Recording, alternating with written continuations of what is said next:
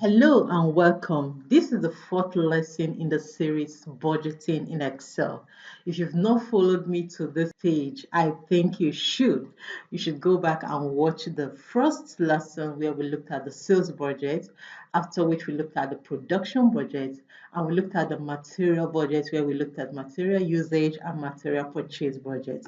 And today we are looking at the direct labor budget in Excel.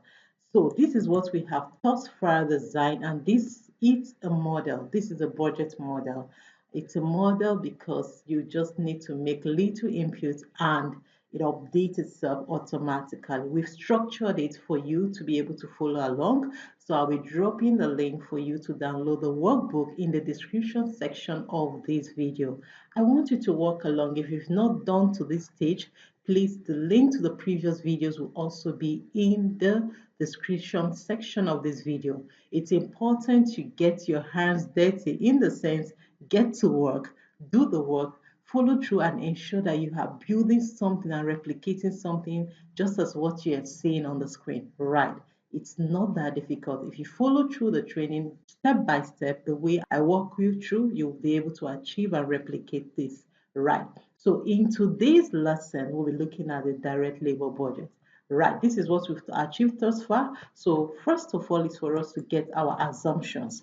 Now, our assumption for direct labor budget, this is a question. As I stated in the previous trainings, we are just extracting part of the question from the case study. Our case study is still Amaka Global Limited, a company that is into the manufacturing of luggage bag. Right. At the end of this series, you'll be having a full comprehensive case study and it will be shared with you. Right. So for the on direct labor, it says that the standard hour required to produce each unit of the different sizes of luggage bag are below. We have the big size, the medium size, and the small size. So let's pick up our assumptions. So labor hours per unit, 5, 3, and 2. Good. So definitely it's going to be the same for January, February, all through to June, which is the period we are preparing this budget for. Right. Then it says the labor is paid at the rate of 100 naira per hour. So we'll have to pick that to 100 naira per hour. So the labor is 100 naira per hour. Now, having done that, we are done with picking our assumption to prepare our direct labor budget. So we move to the schedules where we do our computation, and from there we pick the final figure into the budget, which is the main model we are designing. Now there is a hint for you here. Labor hours, for how do we calculate our labor hours, is labor hours required times our production units. You see that we are going back to the production, total production units. Look at it. We need this production unit to be able to compute the labor hours required to produce these bags, right? So use your equal to, go and pick your production units. So this is production for big size. Always look at the cell you're picking. We are calculating the labor hours for big size. So ensure you pick the corresponding cell. So we've picked the production unit for big size in January. So we want to times it with the labor hour required to produce a unit of big bag. So we'll move to our assumption, and here we are.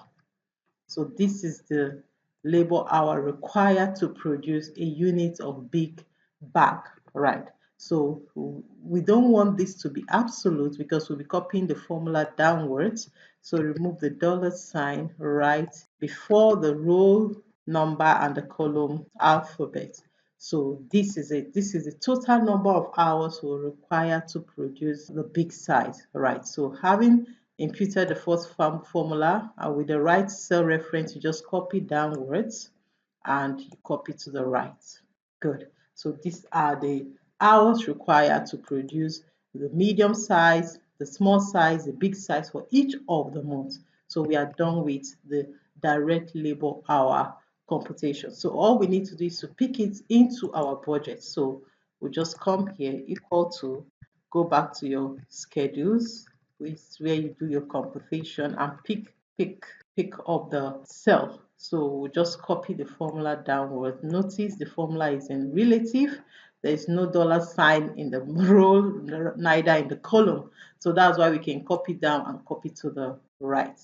Now we put in our sum to calculate the total labor hours required for each of the months. Now, this will give you an insight because the big batch size is okay, we need 1,490 hours. The medium size, 954 hours. The small size, 390 hours. So these are things you can critically look into and like, wow, okay, what is equivalent? What is the amount we are making from the big size if we are investing this number of hours? Right. Are we making sales? Is it moving?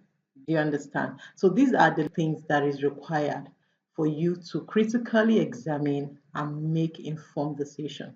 Right. I just needed to state that so you won't just be seeing this as numbers. No, these are insights. Right. So just drag this to the right. Good. Then you also use the sum function and compute the entire period of the budget we are preparing. So for the entire period of the budget we are preparing for big size, we'll need 8,960 hours. For medium size, we need 5,720 hours. And for small size, we need 2,346 hours. Then the total hours we'll be needing, we'll also sum this and we'll be needing 17,000 hours, 17,026 hours. That's what we'll be needing to produce a total unit of bags. All the bags will be produced in 4,872 units of bags to be produced. So we need 17,026 hours. Right. So these are the things you need when making analysis, when making decision. Right. Is it worth it? But before we go ahead, let's move to the next, which is to get the cost equivalent of these labor hours we just computed.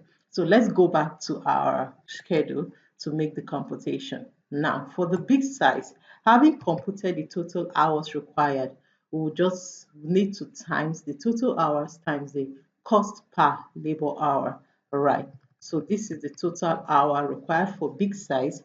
Then we now times it by the cost. We'll go to our labor rate per hour. So this is the labor rate per hour. Now this cell will be copying it downwards and we'll also be copying rightwards, right? So we don't want this cell to move down, but we want it to move right. So we want to lock the rule. Sorry if you don't know much about relative and absolute reference. I have a video on my channel. You can check that. So it's just a way for you to automate your models. It makes it easier when automating models or automating a template that you need to use, right? When you're automating model, it makes it easier. So when you see the dollar sign in front of a row, it shows that that rule will remain constant if you're moving the formula rightwards or downwards. When you see a dollar sign in front of the column is the one that is alphabet, while row is the number, right? So now we want row 41 to be constant. We don't want it to move. So we will leave the dollar sign in front of row 41, but we'll move it from the column because the column is column B. So we want the column to move, but we don't want the row to move. All right. So I just needed to explain that for those that don't understand the difference between relative cell and absolute cell reference, right? Now, having done that, all I need to do is just to copy the formula downwards, right? So you'll notice that it's D43 times D41, right? So you see D44 till the D41 because I made the rule absolute. The rule is constant. The 100 naira applies to all the cell, right? So that is what I just needed you to understand why I had to make the rule. You see the dollar sign is right before the row number, why the column is relative. So I can now copy this to the right and the formula is okay. So you notice that when we come here, it has changed to E. The column has changed to E. Still 41, row 41. It has changed to F, but still row 41. It has changed to FH, but still row 41. So just for you to understand that when building models, it's important to understand these two types of reference. It's quite key. We have like 3 or 4 types of reference, but the difference is when it's more of the relative, where you have relative, where you have absolute, where you have both as absolute. Right. I just needed to explain that, and I hope someone it's going to be helpful to someone. Right.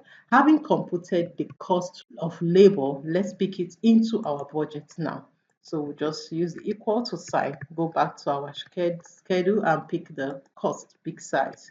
So, and you drag the formula downwards and you also drag it rightwards and you use the sum function to sum all so that we can have the total labor costs, right? The total labor cost required to produce all the units of the luggage bag we are to produce. So good. So you can see that from here we'll be needing a total of 1,702,550 naira to labor costs. This is what you're going to be spending on labor to produce 4,872 luggage bags, both big, small, and medium. Right. So this is the total cost of what we'll be spending on labor to be able to produce 4,872 luggage bag. Right. So this is how you go about preparing your direct labor budget in Excel. I believe you've gotten value from this. If you have, please do well to like this video, hit the subscribe button, hit the notification bell to get notified when we launch the next lesson. And the next lesson we'll be looking at the overhead budget, right? I guess so. So we'll be looking at the overhead budgets and share to as many that you know that will benefit from this. Thank you, and I will see you in our next lesson. Bye for now.